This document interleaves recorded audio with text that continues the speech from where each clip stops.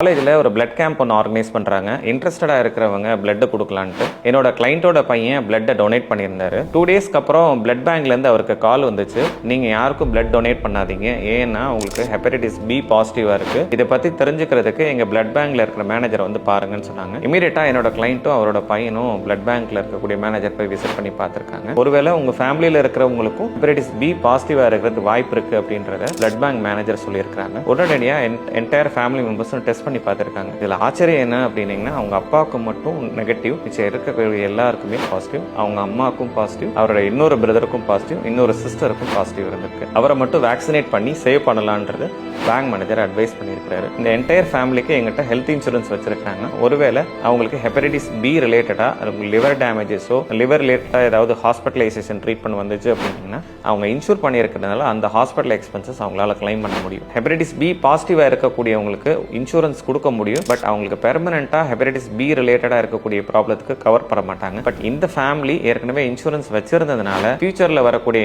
Liver related ப்ராப்ளத்துக்கு cover பண்றதுக்கு அவங்களுக்கு provision இருக்கு. ஸோ நீங்க ஹெல்த்தியா இருக்கிறீங்க அப்படின்னீங்கன்னா மெடிக்கல் இன்சூரன்ஸ் அவசியம் எடுத்துக்கோங்க. அன்எக்ஸ்பெக்டடா இந்த மாதிரி கம்ப்ளைண்ட்ஸ் ஏதாவது வந்தது அப்படின்னா உங்க லைஃபை சேவ் பண்றதுக்கு மெடிக்கல் இன்சூரன்ஸ் உதவும். மெடிக்கல் இன்சூரன்ஸ் பத்தின முக்கியமான விஷயங்கள் நீங்க தெரிஞ்சுக்கிறதுக்கு என்னோட பேஜ் ஃபாலோ பண்ணிக்கோங்க. உங்கள் மருத்துவம் எங்கள் செலவு.